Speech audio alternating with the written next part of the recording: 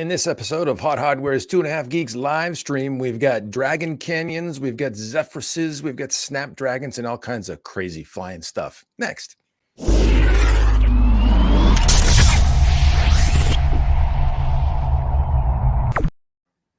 Welcome back yet again to another fine episode of Hot Hardware's 2.5 Geeks live stream. How you doing, folks? Dave Altavilla here with my compatriots, the fabulous Marco Chiappetta and the crazy kooky Chris Getting. Chris, you going to be on camera today? Hey, he is. I got mute on you, Chris, just so you know. Helps if I unmute the microphone itself. I am live here today. Live. Is he live or is he Memorex? Marco, are you live? Or did you survive the trials and tribulations of last month? Barely. Yeah, I am. I'm glad that we're back in the saddle here. Oh, we already have Ian here, so that's good stuff. But yeah, February was absolutely horrible for me. I'm going to spare everybody the gory details, but you know, it's March and there's lots of stuff to talk about, so let's do it. Yeah, it was a bumpy February, to say the least. We had all kinds of personal trials and tribulations, and of course the tech did not relent, so we had a lot of work to do during said trials and tribulations on the team. But hey, you know, that's life. You got to roll with the punches. You got to stick it out. You got to, you know, chin up and, you know, tough through it. When the going gets tough, the tough get geeked out, right? Something exactly. like that. Something like that. Chris, what's going on in your neck of the woods? We haven't had you on camera in a while. It's been a while. Brittany's been finishing up her dissertation for her PhD, so been a lot of focus on that, and I've been having to catch up with more stuff around the house, and then other projects and my regular work stuff at the university, and on and on and on. But getting by. There you go. That's good. Chris's wife, Brittany, and they're a dynamic duo. Brittany also writes a little bit on the front page of Hot Hardware as well.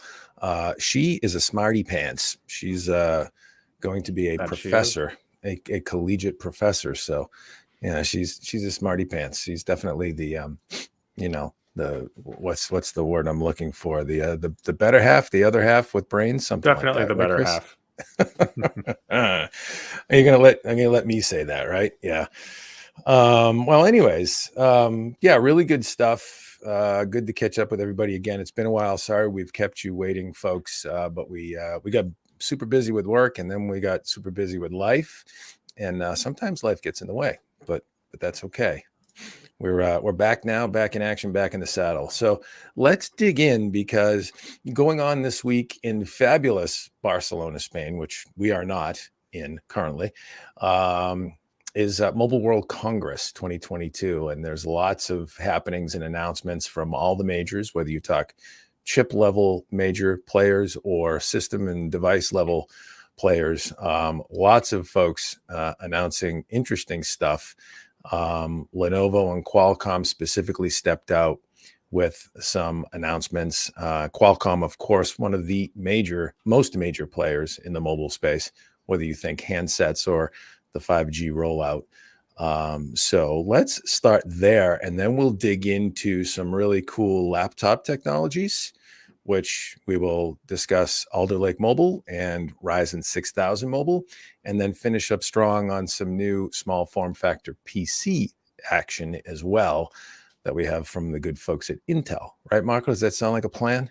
That sounds like the perfect plan. It's funny because you organize the headlines that way, so that's what. Oh we're yeah, it's perfect. It's perfect. All right. So, anyways, let's drop this in the chat-a-rooney, and that's the private chat. Let's go to the comments chat. What's up, Ian? Tech Potato. Good to see you, buddy. Yeah. So Qualcomm introduced the new Snapdragon X70 5G modem, as they do just about every this time of year. They tend to introduce a new modem platform. Snapdragon X70 harnesses AI processing for breakthrough 5G experiences. You can think of this as the successor to Snapdragon X65. 65? Do I have that right? I'm trying to think what their last one, I believe it was a 65. Maybe it was the 60. Anyways, it's their new generation of modem that will be coming to devices towards the end of this year. So announced now, and you can expect devices sometime towards Q4, usually handset based, and typically they integrate that into the main SoC, into the Snapdragon SoC, the mobile platform processor as well, and also offer discrete versions of it for things like laptops and that kind of good stuff. But this is a modem RF front end, transceiver RF front end for both millimeter wave and sub-6, as you can see there. Millimeter wave being the high bandwidth, high performance, multi-gig spectrum that operates with a shorter reach, much shorter reach than sub-6 or sub-6 gigahertz spectrum, which is a longer reach, a little bit lower performance, although you can theoretically get into the gigabit range. But right now, I think the average sub-6 carrier speed is somewhere around a couple hundred megabits per second. At any rate, interesting stuff because they introduced a whole bunch of AI enhanced tuning and management with this chip that they're claiming offers some pretty substantial gains in performance, right, Marco? Yes, to be perfectly honest, this news hit when I was in the middle of something nuts, so I'm not as well versed as I should be. But as we know in this space, Qualcomm had the X62, X55, X65. This is the next iteration, and if you look at some of the numbers that people are putting up when they are in, within range of a millimeter wave on the latest Snapdragon platforms, you're talking multi-gigabit download speeds. I think it was Miriam posted a 3.5. I'm looking for it right now. Yeah, well, I think that was connection. in San Francisco. Yep. Yeah. So this is kind of Qualcomm's bread and butter. They're the ones that, develop this radio tech and kind of set the trend. And considering what they've done with the latest chipsets, expecting this to land in quite a number of high-end devices down the road. Yeah, absolutely. There's the score that Miriam had, 3.5. Wow. Where'd you get that from, Chris? That was on our Discord, right in the mobile computing one. I'm surprised. I thought we put that up in the in one of the reviews. It may have been the Samsung Galaxy S22 review, but I'll have to dig it up. I was just looking through the RedMagic review. I don't see it there. At any rate, yeah, that's millimeter wave, line of sight about 100 feet from the radio tower. So the sun and the moon and the stars align. Yeah, you get 3.5 gigs. So close to the tower, you get a suntan. Yeah, right. You kind of glow and your hair curls. You get a nice perm out of the deal too. No, it's nothing like that. But yeah, so non-ionizing radiation. Don't worry. I know. And I'm only kidding. And it but we've heard it does grow the COVID. Mm-hmm. Oh, geez, that's it. We just our monetization. I'm just going to shut down the stream right now. Well, I'm joking because that was a crazy headline that there were people actually trashing 5G radio towers because of that. And trying to tear down towers over it. Yeah, that's what I meant. Yeah, that was what I was thinking of. I think it was over in the UK. There was a group that was like total conspiracy theory saying, it causes the COVID. Yeah, I know. I think actually Ian was spurring people on just to get good footage. Oh, it was Ian. Yeah. That's right. It was Ian. He did it. It's his fault. It makes you magnetic.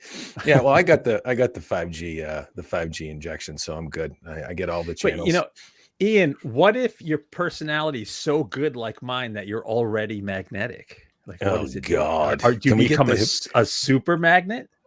Can I get hip boots for this crap that we're wading through right now?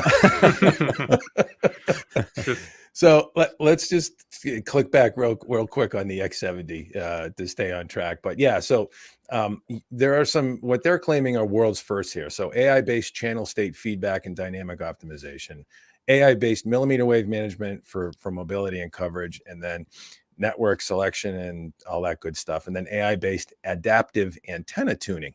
So they are talking about up to 24% better throughput in busy areas and bursty data traffic situations. So usually that's how you feel it, right? Like it's nice to get 3.5 gigs down or even multi-gig down on a 5G connection on your phone. But let's face it, it's the up that gives you that snappy responsive, that upload time or that upload latency that gives you that responsiveness feel? Because as you make a request to the cloud, in the case of maybe requesting a web page, or maybe it's a Google search or whatever, it's that the latency that it takes to get the instruction up to, the cloud and then pull data down. So it's both ways. You need that latency reduction, and in this case, it could help with a little bit more responsive experience as well as much better throughput.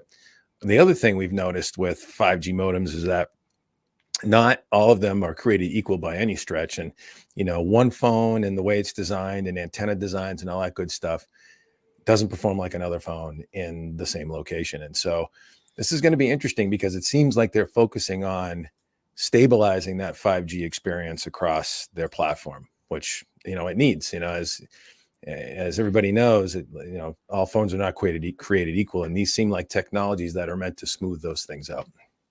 Yeah, and Ian actually made a comment earlier that is part of the story here too. He says the envelope tracking is a big mess of power hungry spaghetti code. So, and this is exactly it, like bringing the AI into the modem to basically optimize tracking and QoS intelligently instead of just simply picking a packet type or an application type to prioritize. It's supposedly more intelligent QoS service. So, it's, as we've seen in many instances, everything from, audio background noise reduction to noise reduction in photos. AI is having, a huge impact in tons of different spaces. So it makes sense that it's coming to, RF as well. Yeah. And we use the term AI, but really it's machine learning, and the machine has built-in models that, as the phone, goes through its daily workloads, it adapts to the surroundings and learns how to tune for better performance. In this case, it may be the difference between having that 5 bars of 5G and maintaining it while you're moving around in a crowded area, or maybe you're on the road in town and you're moving around in traffic, and so really that's the kind of quality of service that we're talking about here, is maintaining that signal strength and maintaining that lock on the 5G connection. But cool stuff. Good to see Qualcomm always firing the new technologies from Mobile World Congress. They had something like 30 different announcements today or last week, Marco. Crazy. Oh my! Yeah, it was too many. It was too many for my feeble brain to track. Yeah, exactly. Exactly.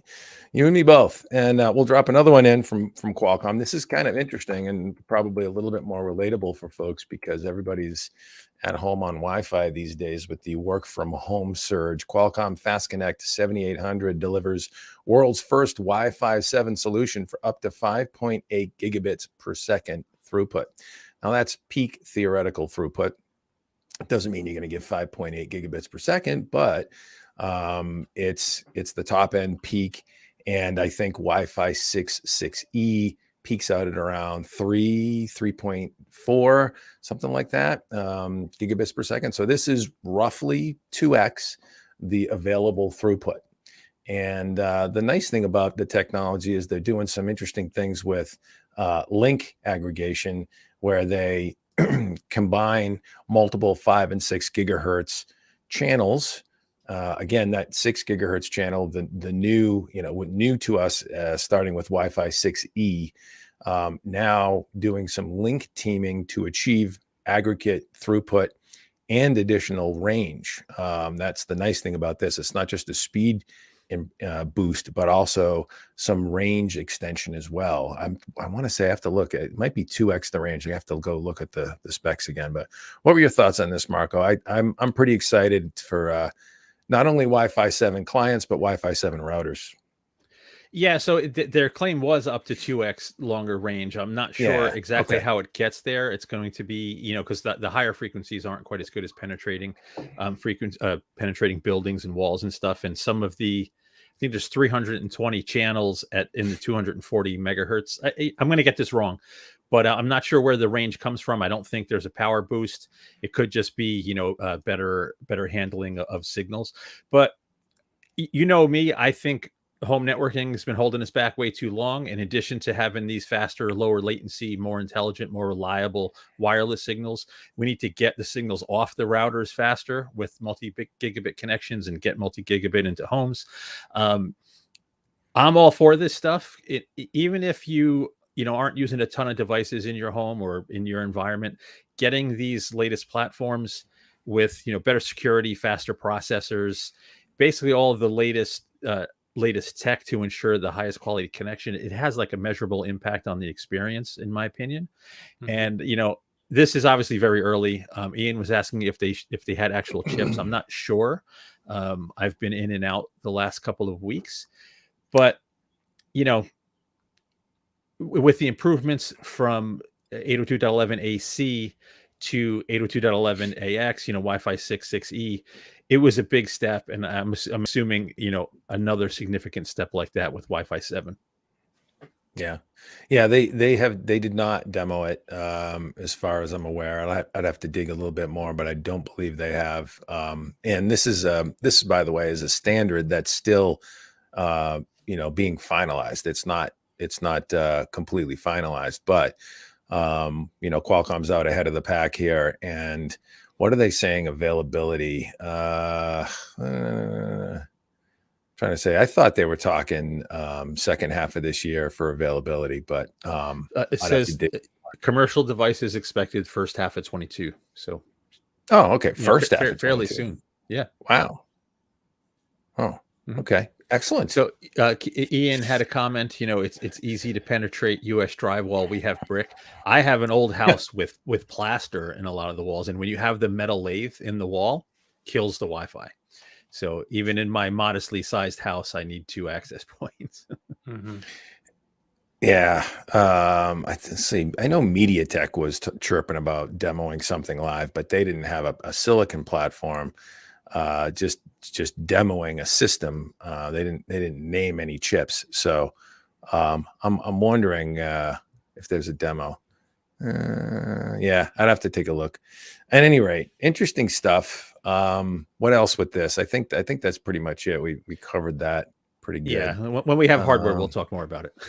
Yeah. I'm just looking at some of the stuff. A lot of this too is better backhaul throughput as well, and that's key because it's one thing to swamp the front end with a bunch of devices and being able to handle them. Now it's throughput, backhaul to let's say you have a satellite in the case of a mesh.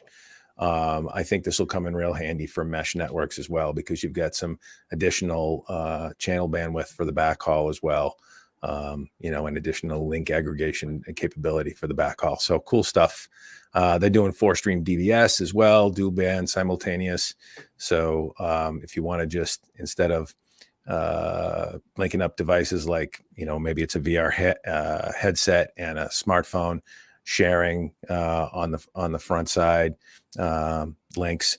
Now you can team links up to give additional throughput if you're gaming as well. So it's pretty cool stuff all around. For sure. Definitely. One more comment from Ian. Can we demand Wi-Fi 7 routers with multiple 2.5 5G ports? I say this stuff to anybody that works in networking. Yes, we should all be demanding it. Plus, even we need greater than 1 gigabit WAN ports too. Lots of places are getting. I have fiber to the home now, so I already have 1 gig synchronous to the home. The next step up, I need. I need a new router. I need something with more than gigabit, WAN port. So yes, we all should be demanding this stuff. Yeah, it's one thing if you can pull down. It's nice to have a 2.5 gig WAN port to, and if your provider can give you that kind of bandwidth. But then if you can't plumb it around the house, then what's the point? Certainly you can do it with Wi-Fi if you get multi-gig Wi-Fi. That's nice, but you should be able to do it wired too. So, anyways, agreed. Absolutely. Yep. Like I'm going to go on another one of my rants. The way that my setup is wired, my office is about as far away from my modem input as possible.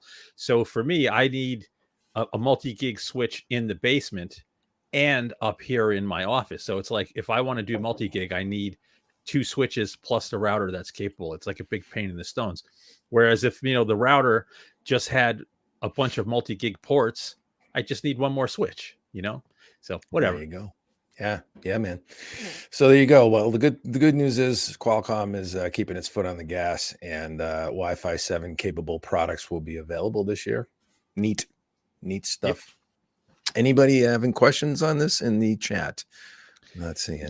No questions. We have Darth Cater on Twitch that said, "Oh, this is interesting." Yeah, it's actually really interesting to nerd out on networking stuff. It's just kind of dry for most people, and James made a comment, product idea, the hot hardware level 1 tech potato router.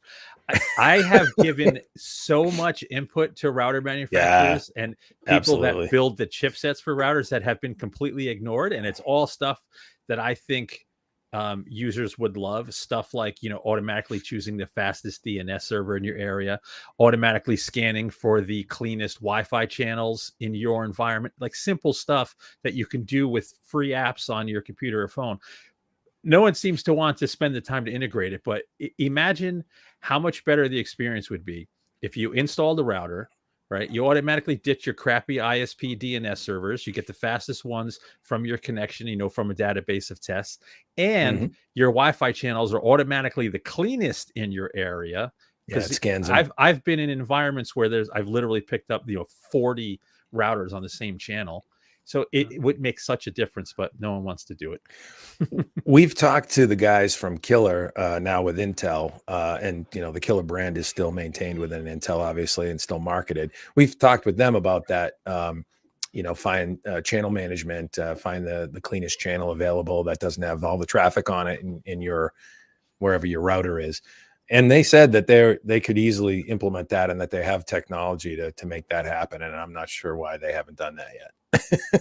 I think there was a little bit of a feature that I think they were close to having something like that, but not quite. I think they had you can scan your environment and it gave a channel rating, but it didn't automatically configure. I might be wrong. I don't want to say the wrong thing, but it was something like that.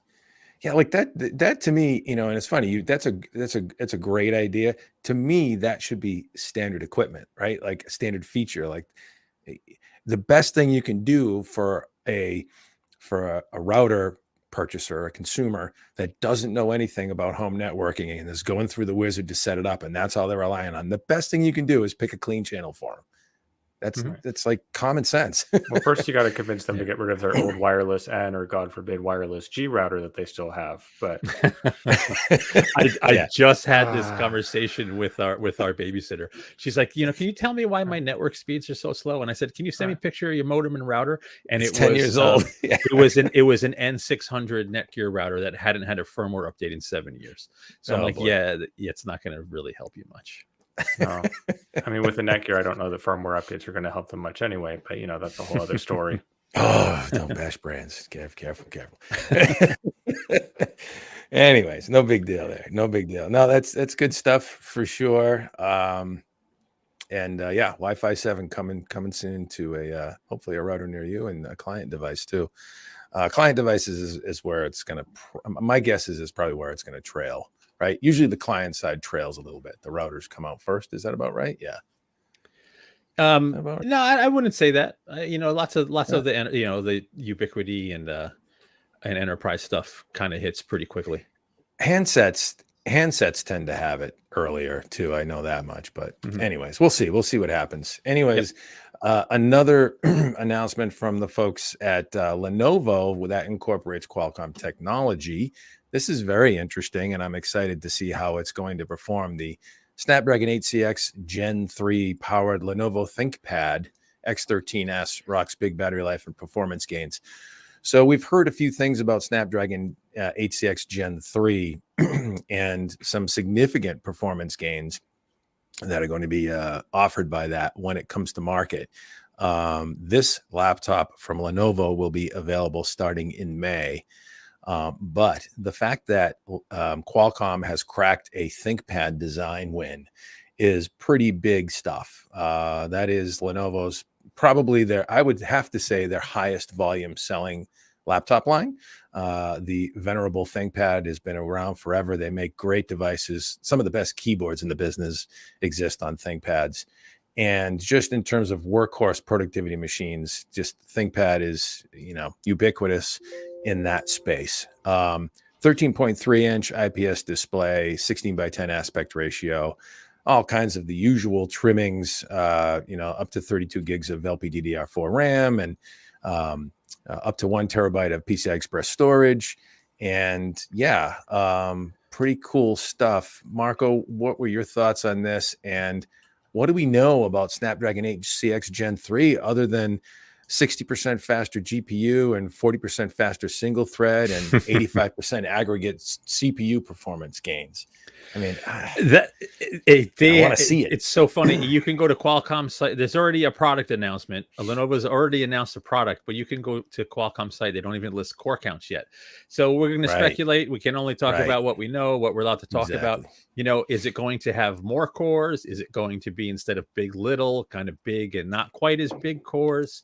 I think it's going to be a combination of big and semi-big chips running at higher clocks.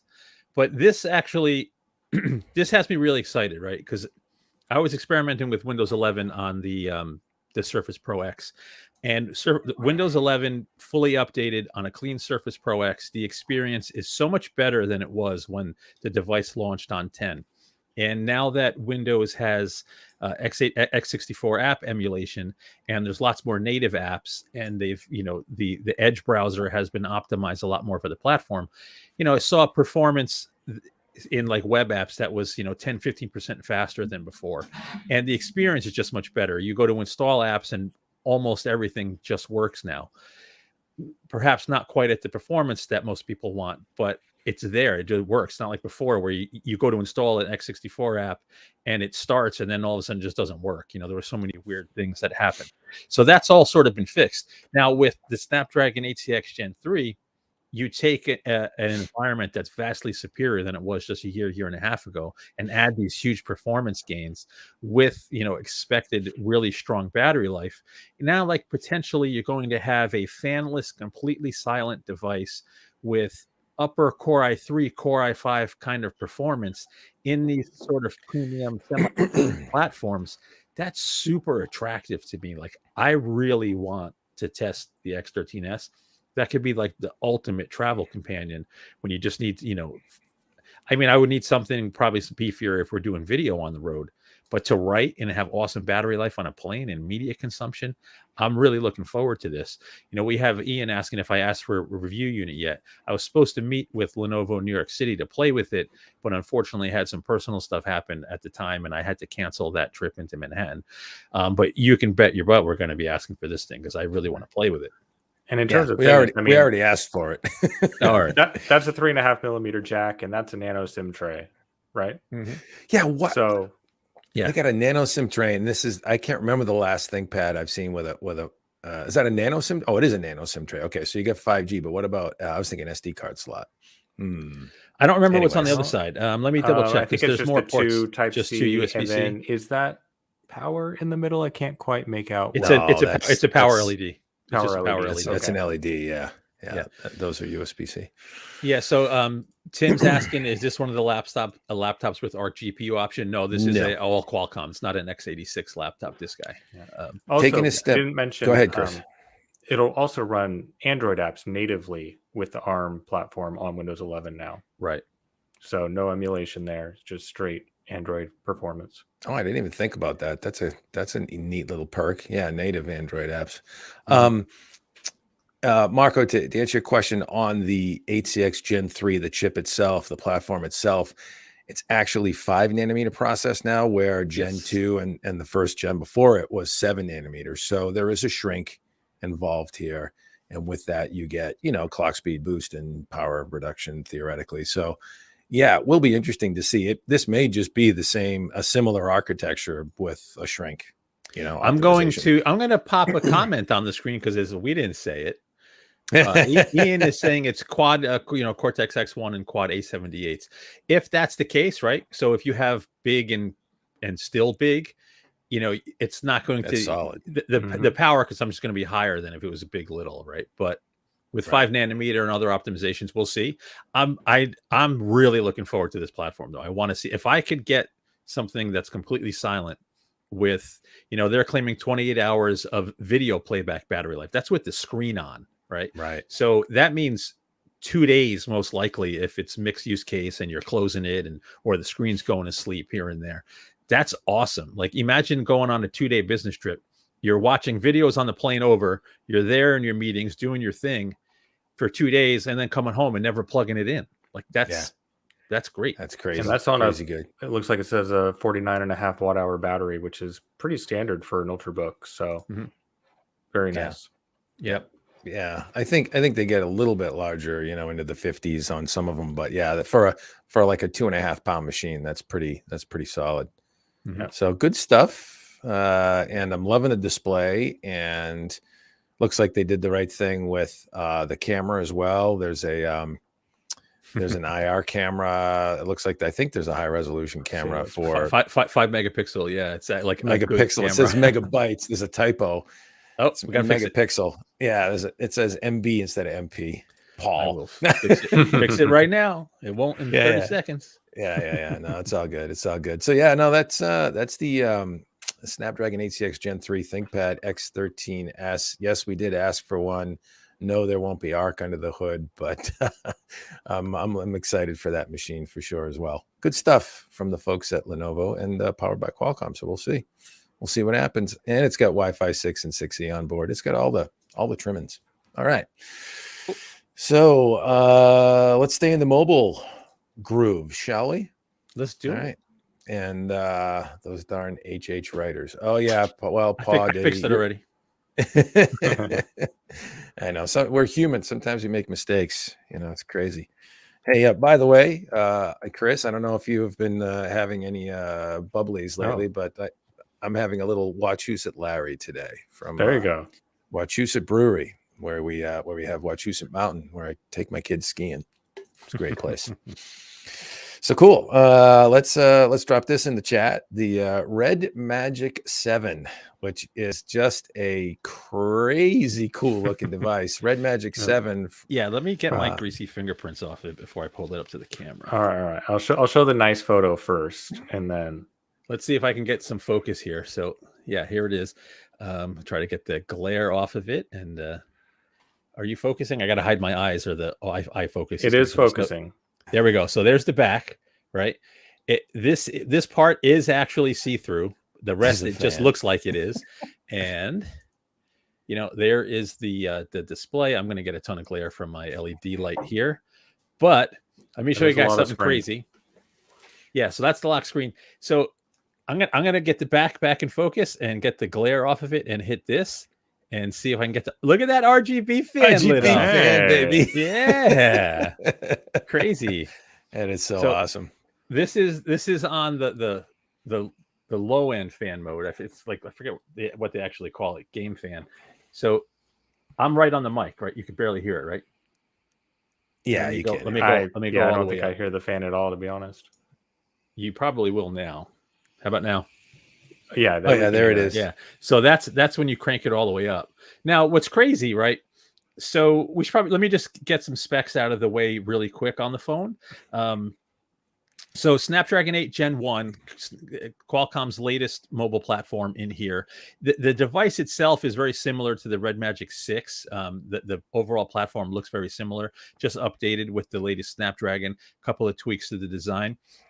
12 to 18 gigs of memory, depending on the configuration. Available in 3 different colors with 128 gigs up to 256 gigs of storage. And, all the goodies that you would expect. It can do 8K video. The cameras are decent. The company really does not focus on software or cameras. They're functional, but this is really gaming through and through. They just want to offer the best performance for gaming. One feature in particular, I'm going to see if I can just do it live on screen. I've reset it, so there's nothing installed here, but there's a switch on the side, and let me get the glare off it. If I just flick this switch, it's going to switch into, portrait gaming mode, and you're going to have an interface where all of your games would be. They call this, what is this called again? The game lobby. So, and there's also, you definitely aren't going to see these on camera, but right on the edge, maybe you can see those. There's actually shoulder buttons on the phone. So if you're holding it, in landscape mode, you have triggers up here. So you're not touching the screen for everything. And what the fan does, supposedly, and it does in practice if you're running benchmarks too, is it allows the device to maintain peak performance for really long durations, right? Lots of phones, if you run a benchmark once, you get one result. You run a benchmark 10 times, and by the 10th time, you've bled off, a huge amount of performance. Yeah. This phone maintained like 97% of its performance through 20 runs of the wildlife benchmark with the fan on. But what's really interesting is even with the fan off, it's like 92%. It's one of the better performing phones, whether you use the fan or not. So overall, like, I really dig the device. The screen is well balanced. It's 2400 by 1080, I believe was the resolution. So yeah, 165 hertz, 2400 by 1080 res. Enough pixel density for me. Looks really good in practice. The phone feels really well made. It's kind of gaudy. It's a gaming phone, but it looks pretty cool in my opinion. And the only thing that kind of would hold me back from using it, as my daily driver is that channel with the fan is going to get filled with dust. I know it. And you lack the water resistance. And like the camera app is kind of, how do I say it nicely? Not very well appointed, right? Other than that, though, if you want one of the better mobile gaming devices, this thing is cool. Like, especially if you're a real tech nerd and you want to do emulation and stuff, because the phone is super fast, the screen is great, and you have that nice high refresh rate display with the best performing mobile platform right now. So a really cool device. Yeah, I think the sustained performance is especially important for the gaming because most people's game sessions are going to last longer than a single loop or two of a benchmark, Yep. So we have Lane asking how battery life is with and without the fan. Good question. I didn't actually think to test with and without the fan, but battery life's not awesome. I think Miriam, it was towards the bottom quadrant. Oh, there it is right there. Yeah, it's at 120 hertz, it was 541 minutes. So right in line, a little bit behind the previous gen, in line with phones like the Z Fold. Battery life is not a strength. Like it's strictly like a gaming phone. Yeah, you're looking at 9 hours of battery life there. And I wonder actually if that's a typo or not, because I know the display is 165 hertz display. Does it have settings for 120 hertz? That might be a typo. It might be. Yeah. Okay. It does? Okay. So she set it down to 120 just to tame it down a little bit. That's to have comparable to the previous one to see if it was better or worse in terms of battery life. Because the previous one was only 120. Wow. So it's got settings for 120, 165, and then probably 60. You can manually set it. It's pretty sure there's like adaptives. Yeah, you have a bunch of different options. Nice. Yeah. That's nice. That's great. So, and how is the display? It looks like a nice AMOLED 2400 by 1080p display, but 6.8 inch, nice looking display. I like the display. Actually, the other really important thing is this thing's freaking cheap considering what you get. It starts at $699. The top end is $799. So like huge savings over other flagships. The other flagships are more refined with their software and camera systems for sure. But man, that's a great price for this level of performance. Let me see if I can do something fun here with it. I don't think I. Yeah, and the camera was serviceable. It wasn't like it was a bad camera experience. It was decent. Exactly. Like if you just take a picture and post, and you're not, if you shoot everything in auto and that's all you care about, perfectly fine, perfectly passable. Yeah. Headphone jack too. Yeah, and it's got a headphone jack. Well, no dust and water resistance when you have a active a fan. And I guess I should point out these pictures I'm showing on screen are scaled up from a pretty small size. So it is better than it's looking here. So let's go full Inception, and of course it's going to stream at low res. Let me fix that quickly. Quality, advanced. Does it support? You are supporting 5G is sub 6 limited, right? It doesn't support millimeter wave, or does it? Correct. It's only sub 6. Okay. So like the screen is actually like really punchy and nice. If you ask me, we got crazy Inception going on. Oh my god. Yeah, you do. Nice. Cool. And the glare resistance is pretty good. I'm sorry, what was that? Glare resistance. Just no. looking not good. Bad. Because I was seeing this photo and seeing some of the highlights come in. Yeah, we should. Display. We should address this comment in the chat. Darth Cater, you're absolutely right. This is Hot Hardware's Twitch channel, by the way. Val Rojas does stream for us Thursdays and Fridays now at 9:30, I think. And at any rate, I didn't change the stream notification, so my bad. But we should have let you know that it was Hot Hardware's live stream tonight. The 2.5 Geeks webcast. So yeah, that's what you're watching right now. But Val, she'll be coming up later on this week, tomorrow, actually. So there you go. Yeah. So just a couple of quick questions. Ian asking, did I test game streaming? I didn't. I should. And he's also asking, doesn't it do 100-watt charging? I had 65-watt wire charging in the spec, but I can look into that. It doesn't. I don't think it does. I thought it was 65. So, just anecdotally here, what am I at? When the stream went live, the phone was dead. I couldn't even turn it on. I plugged it in when the stream started.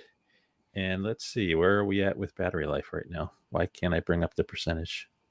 Because the software is not great on this phone. Come on. Let me just go to battery. Let's see where we're at. But you can, if you're okay with sub 6 5G, which by the way is all I get here in the suburbs. This thing will operate on U.S. carrier networks, no problem, right? Unlocked, right?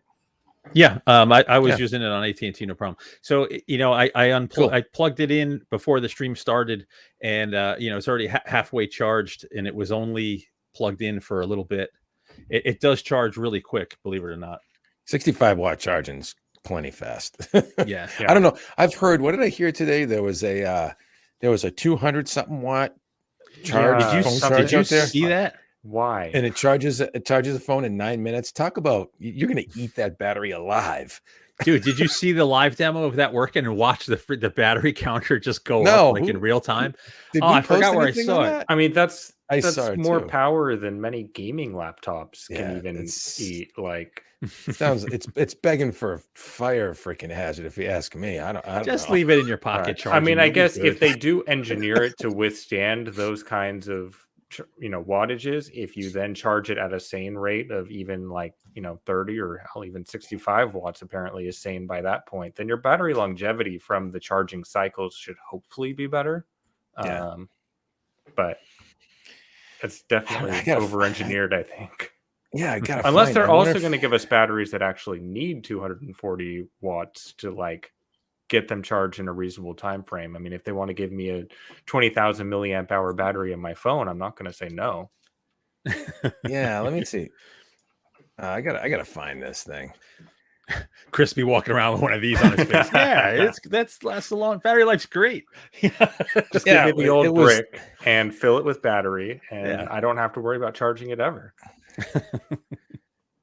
Yeah, I'm trying to find it. No, I'm not seeing it right now. I think Xiaomi was chirping about this back at the end of last year, but there was one that was on demo at Mobile World Congress, and it charged the phone in 9 minutes. Which I just find that just asking for trouble. Yeah, I think I was on Twitter and someone posted a video, but I don't remember who it was. I'll try to find it later. Anyways, all right, cool. Well, the RedMagic 7, we gave it an approved. Would you recommend it for somebody that's looking for a gaming phone and doesn't want to spend a lot of money with horsepower and a big display? If you don't care about dust and water resistance, and you just shoot on automatic and want a fast phone, I would totally rock this thing. It's if you're used to a Samsung device or a Pixel and having every feature at your fingertips with a really refined software experience, you're probably going to go use this thing for a few hours and go, what the heck? Because the software is really not quite as refined with the RedMagic OS on there. But it works and it's fast and the screen is great and the build quality is good. So I dig it. I'm coming from an enthusiast tech nerd perspective. So yes, I would recommend it in that regard. Paul Diddy says biggest risk for gamers is Cheeto dust. That's right. Or spilling their Mountain Dew. There you go. Or spilling the Bang. Tim, Bang. It's Bang Day. Bang Day. He drinks bangs on occasion.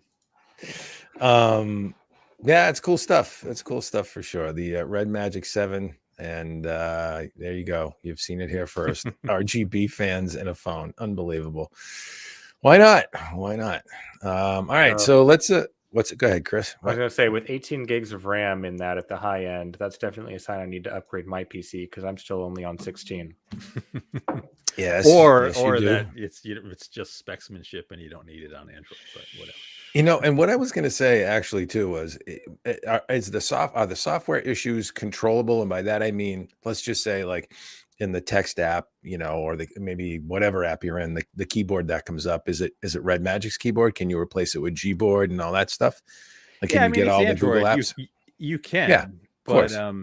Like there's not even an app tray, right? Like by default, like all your apps are just right on. You just swipe from the home screen. There's no app tray. Like there's just lots of stuff that's unrefined. Yeah, that's that. You know, maybe you like it. Yeah. I mean, I guess Apple got by without an app tray for how long? Yeah, finally gave in. Apple gets by with a lot of stuff for too long. Anyways, all right, let's move on to laptops, shall we? Sure.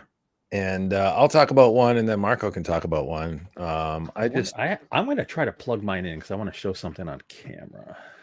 The Zephyrus you're going to plug in? Yes. Okay, well, cool. I'm going to show this one, and this is the Alienware X14, which is one of my new favorite gaming notebooks that I would almost rock as a daily driver if it had at least one side port. But there it is. You're looking at me now, but let me see if I can hold it up. This is the Alienware X14. And as you can see, super thin and light machine. Get it back in the frame. There we go. She's booting up now. This thing weighs just 4 pounds. I am one-handing it easily. Okay. This is a 14-inch display, which, by the way, is my favorite size for laptops. 13.3 is a little bit small for me. 15 is a little too big. 14 is kind of just right. It's that Goldilocks size for me. 14 inch. Yeah, 14-inch, 1920 by 1080 full HD display, 400 nits of brightness there. G-Sync, powered by Intel Core i9 12700, or I have a 12700H, which is a 14 core in this machine. I thought there was a 900 option, but maybe not. NVIDIA GeForce RTX 3060 with 6 gigs of RAM, 32 gigs of DDR5, and a 2 terabyte NVMe PCI Express 4 SSD that pushes about 5 gigs a second. No slouch at all. Wi-Fi 6E on board, all that good stuff. It is a very cool machine. It really strikes that balance of portability and having some gaming chops. And, when you put it in performance mode, it can put up, RTX 3060 class performance, Alder Lake under the hood. So it handles, CPU, highly threaded CPU tasks, put up some nice Cinebench scores, all that good stuff. Or you can dial it back to quiet or balanced mode and get pretty solid battery life out of it as well. Impressive machine, beautifully designed machine. Chris, I don't know if you can cut to some of the pics. Yeah, just real quick. Do we have I don't know if this is a typo here. i9 12700? That should say 7. That should say 7. Damn. No, is it a 9? Hang on a second. No, it's a 7. It is a 7. God dang it. That's on me, that one. David. Anyways. Yeah, but it is a 14 core and it does boost to 4.9 gigahertz. There it is there. Beautiful looking machine, RGB backlit, keyboard, chiclet style. Really nice. I think it's like 1.3 millimeters of travel. So the keyboard's very comfortable. The only drawback I have with the keyboard is that the function row is backlit in terms of the numbers, like F1, 2, 3, 4, 5, but the little icons that say what functions are available are not backlit, so they're kind of useless. But other than that, really nice keyboard, spacious trackpad, cooling is serviced on top there. Here's the rear of the machine. All the ports on this thing are in the backside. So you've got, multiple USB-Cs, a couple of USB type A, and an SD card slot, which is nice. I think you've got HDMI 2.1 there. Yes. And headset jack all resides in the back. The only thing that's on either edge of the machine is venting. That's it. So if you're okay with that, I mean, certainly in a desk setup, nice, neat, no cable clutter sticking out either side of the machine. However, if you want to get access to those ports, especially if you're in a mobile type setup, you're reaching around the back, you got to go behind the lid, and it's just not that convenient. If we had one USB-C, that's the one caveat that or drawback that I dinged Dell on for this, on Alienware on this is, give me one USB-C port on one side at least to charge and have IO access as well. Yeah, other than that, I'm noticing this little blank machine. space here, room for expansion, or is there a higher option that could maybe get you some more display outputs or something? Nope. I don't believe so. No, I have one of the highest end configs, and no, that would be negative. That IO config is common throughout the machine. Maybe a future revision. That would be nice. Again, give me a USB-C port on the side, 80 watt hour battery. And let me see what I did for numbers. Yeah, Chris, I don't know if you can put some of those up, but starting at Cinebench, just to show you the kind of threading performance we have here. I scroll down. There you go. Oh, that was the SSD. That's browser bench. Yeah, that the browser bench was, good single thread bursty web application workload. Cinebench here, as you can see, it's hanging up there with, the likes of the 12900, Core i9. I have the Core i7 correct in the chart on that one. So yeah, as you can see, it puts up some monster scores for multi-threaded. Scroll down a little bit more. See, Dave knows I've never submitted a typo ever. No, never. Geekbench, yeah, okay. I'm thrilled about Geekbench anyways. It actually beat out the Raider, but I don't believe Geekbench half the time. PC Mark 10. This is an interesting one. It actually is kind of middle of the pack for office productivity kind of stuff. I think here you are seeing, more like some of the power management of Alder Lake coming into play, and maybe not, bursting up as quick as some of the higher end configs with higher clock speeds. When you get into gaming, I mean, the thing puts up, quality gaming performance. We tested on performance mode, which, I think it was right around 51 dB, not crazy in terms of acoustic, that's fan output, noise. But as you can see here, right there with an RTX 3060 class machine, if you hit like some of the game benchmarks, Chris, I think it's a little bit better.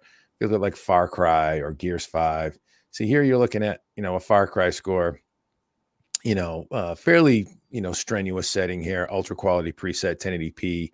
It's beaten the Zephyrus G15 from Asus with a Ryzen 9 under its hood and a GeForce RTX 3070.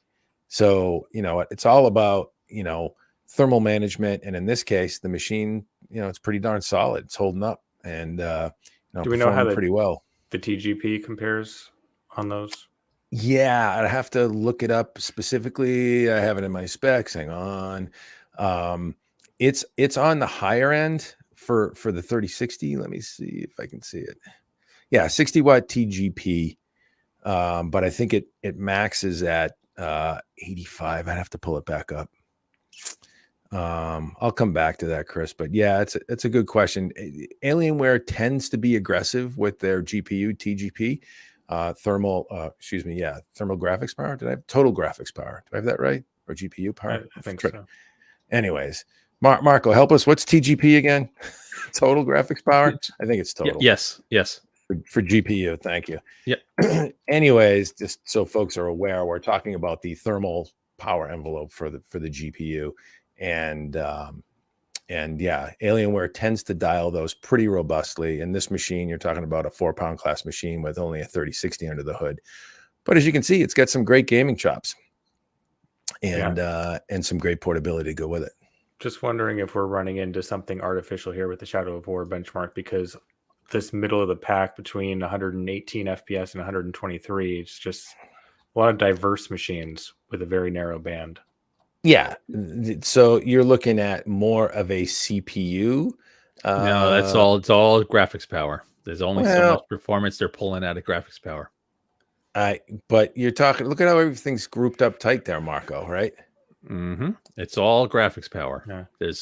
You're bumping into limits of those form factors, because then you go to the big machines at the top where you're basically, not that you're unconstrained, but that you have a much bigger form factor with much more, many more fans and surface area. And then, oh, look, more performance. Yeah, I guess you're right. Now that you point that, well, but what 2080, 3060, 2070, 2080, like. I want to look at see if there's another machine that's might have to dig into that some more, but that's beyond this discussion right now. No, but this is interesting, because look at the Omen 17, right? Well, it's got a 20 series in it, I guess. Yeah. And the G15, the Zephyrus G15, that's, that had thermal issues as well. Yeah. I think you're right, Marco. I think that's what it is. It's all thermal limitation. Interesting. But it's interesting that you don't see that in something like, Far Cry 5. Well, Far Cry is really CPU bound at 1080p. Okay. So that's more of a CPU limit there. Nuance. That's what this is all about. Shadow of the Tomb Raider shows more of a middle of the pack performance there as well. That's kind of interesting. But it is interesting to see how these platforms, in all their different thermal solutions, their different sizes, different CPU and GPU configs, the kind of variability you get. I mean, Look at that. It's middle of the pack in Tomb Raider. And it's not to say that its specs don't matter, but total package certainly does. Yeah. If we had all of these machines on hand, indefinitely, and updated them. So there's also, we don't have all the machines on hand all the time, right? So some of these numbers were from when we had it, and, software changes too. I would bet if we had all these machines on hand, normalized to the exact same OS and driver images, and ran all of these tests again, and then scaled them on frame rate, what's the wording I'm looking for? Frames per watt usage, then you'd see the efficiency scale properly with the newer stuff. But when you're talking absolute performance, it gets muddy because they're all sharing power between CPU and GPU. The scales are different. There's lots of variables. Lots of variables. Yeah. This is interesting comment from Francois. Good to see you, Francois. Run the benchmark in a freezer. Who do you think we are? Huawei? Exactly. Yeah. Well, didn't they do that one time to try and they got busted. I think it was Ian. Ian might have been the one that busted them, if Ian's still here. I don't remember. Well, I think it was Trout actually at it might have been PC Per actually did a little something on them. I know that's not good for the freezer compressor. Something like that. Well, anyways, interesting stuff. Alienware X14. I really like the machine. It certainly has its caveats from a standpoint of, it's trying to be a little bit of both, right? It's a thin and light 4-pound machine. I mean, talk about thin. I think I don't know how many millimeter thin it is. I want to say it's less than 15. And just a beautiful design. But it does have some gaming chops. And so if you're looking for, something that's truly portable, can game, but can also act as a daily driver, certainly an excellent option. If you're concerned about port and accessibility, it's all on the back. So you're going to have to, make some concessions there. Boy, we're running out of time quick. I'll turbo this. Talk Zephyrus. I'm going to talk Zephyrus, right? Oh, I'm so stupid. I wanted to show the back display lit up, but you need to be plugged in, and I just unplugged it when I picked it up. So here is the Zephyrus G15, or is it G15 or G14? G14. G14 for 2022. Let me get this here. So this one is the one with the Animatrix display. So the video compression algorithm does not like that. Oh, it's really not gonna like this. So this is the one with the display, in the preparations on the See ya. But yeah, this machine's really nice. So this is the updated Zephyrus with Ryzen 6000 series and AMD graphics. So, this is an AMD Advantage notebook, very similar form factor to the previous G14 with the Animatrix display. You're talking 19.5 millimeters thick. It's 1 millimeter thinner without the crazy back panel display. But this particular config is one of the higher end options, right? So Ryzen 6000 series processor, this particular one had the 6900HS, so not the top of the line CPU, with a RX 6800S, the updated RDNA 2 mobile GPUs that were announced at CES. Now, in terms of the specs, looks phenomenal. 32 gigs DDR5. The display is awesome on this thing. So this is one of the things I really like. So a 2560 by 1600 display with 120 hertz refresh rate and up to 500 nits. In practice, this display is freaking awesome. I'm sure it's not going to come across on camera, The glare is certainly better than the phone. Yeah, that's for sure. In practice, the display is phenomenal. Like, I really like the display on this notebook, and performance, also kicked ass. So is it class leading across the board? No, but definitely a step up over the Ryzen 4000 and 5000 series. Similar battery life in this configuration, because this is a powerful machine, but overall, like, fairly tame, 14-inch form factor, but with enough performance to be like a truly mobile gaming notebook. There's really no compromise with this machine except for battery life, because the hardware inside it is so powerful. But this machine, like, literally does it all. You have proper port configurations on the side. It's not. I personally wouldn't get this Animatrix display on the back. If you went with the standard one, it's a little thinner. You don't have the crazy lighting. Attractive looking machine with just a leading edge feature set across the board, with really strong performance. Just a really nice machine. This particular config, though, like, the first G14 was sort of like a value leader. This one is not. It's $2,500 for this config, but you could get lower end configs. I believe it was starting at either $1699 or $1899. I have to double check. Nice. And Ryzen 6000 definitely has been tuned for power consumption. I think it put up some of the best HD video loop battery rundown test numbers we've seen in a while. This thing has a 1600p display, so a little bit higher resolution display, and it put up 476 minutes. It's the second, one of the tallest bars in our chart. I don't know, Chris, if you can pull that up, but you're talking almost 8 hours of continuous always on battery life. Yeah, so we could probably spend a whole bunch of time talking battery life and power. There's two things that I think, like, well, the real standout performance thing that kind of got overshadowed in this launch is the Ryzen 6000 series. It's not a new CPU architecture. It's a refinement of Zen 3, and AMD strictly focused on efficiency with the CPU side. But they also, carved in an RDNA 2 GPU, so no longer a Vega integrated GPU. And if you look at the integrated graphics tests, it just crushes all other integrated graphics. It actually beat the Vega M GPU that was in Kaby Lake G. So a discrete Vega GPU that was in that old NUC.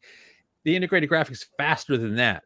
So I really want to see Ryzen 6000 in a thin and light that's using the iGPU. That's really the standout performance thing, in my opinion. Now, in terms of battery life, yes, video playback battery life really good, right? When the discrete GPU is off and it's doing its thing. It's one of the better ones. Gaming battery life, not so much, right? If you're cranking on everything, it's less than an hour gaming. So that's very different. Like the GE76 Raider lasted longer. Yeah. So that's crazy. Yeah. But it has a huge battery too. Right. The Raider does. Now, if you scroll to the very last graph, Chris, this one is really interesting. So the machine by default uses a performance mode profile. But there's also a turbo mode available. And if you look at, so this is not a fair apples to apples, because the GE76 Raider is a bigger machine, but it happens to be what I had here at the time. So power consumption, you could see, like, total power consumption, GE76 Raider is higher, bigger machine, bigger screen, 3080 Ti, what have you. But what's interesting to me is if you look at multi-threaded power consumption on the CPU alone, you see Alder Lake starts out really high, 146 watts. 10 seconds in, drops down a little bit as it starts getting thermally saturated. And then like 20 seconds in towards the end of the benchmark, it really throttles and goes from 146 watts down to 92 watts for the system. So that's a big dip.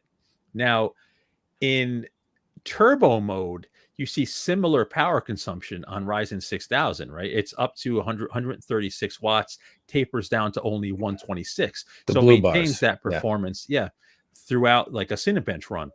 But if you drop to performance mode, which is only a few percentage points slower, huge drop in power consumption, right? It peaks at only 93 watts and then tapers down to 77. So, not quite half of all the high-end Alder Lake, but a big drop off in power.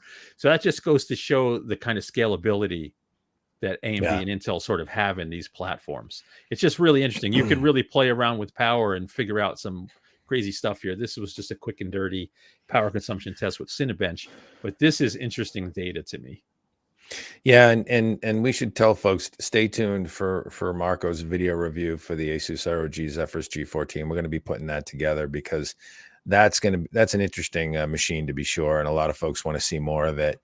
The benchmark numbers look great, whether you're gaming or what have you. It's right up there with with an RX 6800S under the hood with 3070s and certainly 3060s. It bests 3060s, RTX 3060s most of the time, like the Alienware X14 most of the time. Different class machine. It's a little bit heavier machine. Build quality is probably not quite as nice as the Alienware X14. Would you say? Is that a fair?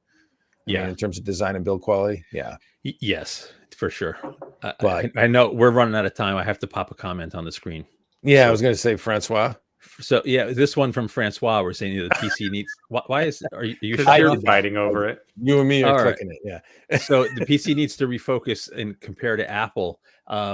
Yes, I think, having done a bunch of experimenting, if the right OEM takes a upper mainstream Alder Lake processor and puts the right RAM and the right SSD in that machine and the right battery, and perhaps an ARC GPU, so you have deep link and some of that video acceleration encoding like in DaVinci, that's going to be a really compelling platform, because I'm going to bet the farm that it wins on like a bunch of responsiveness tests. It's going to win in like web app performance. Might not have the battery life, but it'll still be plenty enough battery life for a day, maybe a day and a half. Things get interesting in like 6 months on that front. Okay, yeah. What Alder Lake SKU are you thinking of, though? You're not thinking of. I can't say off the top of my.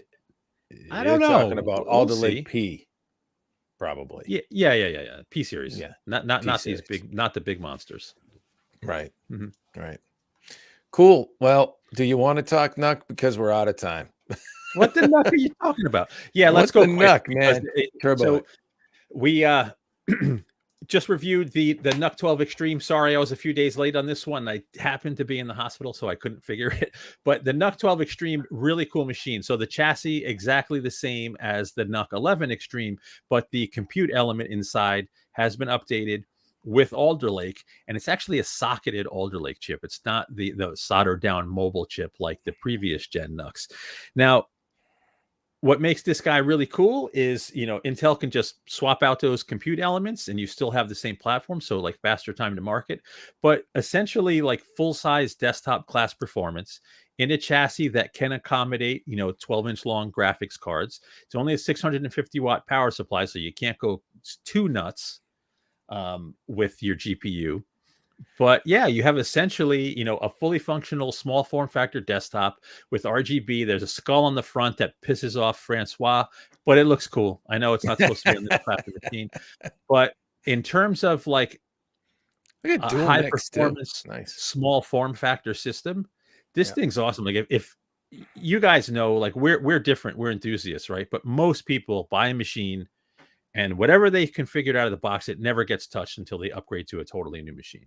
So if you want a really fast, small form factor machine and you don't care about having a bunch of slots and you're not going to be tinkering inside it all the time, this thing is awesome, right? You have basically full-size desktop, 65 watt Alder Lake class performance. 3 M.2 slots can be expanded because there is an extra Gen 4 slot inside as well. You have full-size graphics card support. built-in 10 gig Ethernet, built-in gigabit Ethernet, built-in the best Wi-Fi you can get from Intel, Thunderbolt, you name it, built-in card reader, USB-C, you name a feature, it's got it. It's just in a small chassis. The only caveat is there's a price premium to this kind of integration. Starts at $1,150 for the Core i7 model, up to $1,450 for the Core i9 model, and that's bare bones, right? That you have to provide your own memory and storage and a GPU if you want a discrete graphics. The CPU does have integrated graphics, but you do have to add a GPU as well. Come by the site, check out the review. We're super late, but yeah, I dig these mini machines. I love the Intel NUC systems. As much as I love a big tower, I also love these small form factors. So come check out the NUC 12. Really cool machine. Yeah. Core i7 12700. So that's a locked CPU that turbo boost a little bit lower than, or the 900 rather, turbo boost a little bit lower than the K or the HK series from Intel as well, right? So lock CPU, and I think it peaks at like 5.1 gigahertz. And I'm sorry, the base clock is a little lower too, right? Base clock's a little lower too, and it's not locked. Yeah. So Chris, scroll up one more graph. I know we got to go, but this is another interesting point to make, right? So we're talking about, power consumption on the notebooks. The compute element has only so much power to work with. So from 11th to 12th gen, look at how close the power consumption is, right? If you're not factoring the GPU into the mix, it was within a couple of watts. Now Alder Lake way more efficient because performance was exponentially better than the 11th gen one, but you only have so much power to work with, and a couple of watts difference at the. And this is power with a 3060 or without? The 3060's in the system with it, yeah. But these tests are idle CPU Windows load. Desktop, single thread Cinebench, multi-thread Cinebench. Total system power. Yep. Yeah. Cool stuff. Yes, the Dragon Canyon NUC. Exactly. From Intel. Intel NUC 12 Dragon Canyon. NUC. Yeah, exactly. you always get that curly vibe. I'll drop the link one more time. Dude, nobody here's like there's a couple of people old enough to know what the hell we're talking about. But I dropped the link in again. Check out that full review. Sorry we had to turbo it. We left it to the end, and it's cool stuff. The Intel NUC 12 Extreme Dragon Canyon Mini PC, a fire-breathing little beastie for sure. Yes, good stuff. Based on Alder Lake. So that about wraps us, right? That's it. We got to go. We're super late. Yeah. And do we have any? We don't have any giveaways coming just yet, but we'll be lining one up for sure soon. I don't remember if anybody reached out recently. Got to check. I think. Yeah. And stay tuned for your Asus ROG Zephyrus G14. Is it the Zephyrus? Is it a Zephyrus? Yes. No. Yep. It is. Yeah. A G14. G14. The G14 video review coming up shortly. You can find us on the web at hothardware.com, twitter.com/hothardware, youtube.com/hothardware. Hit thumbs up and subscribe if you'd be so kind, so you get notified when we go streaming. And we would appreciate that. And until then, we'll see you in the next one. And thanks so much for stopping by.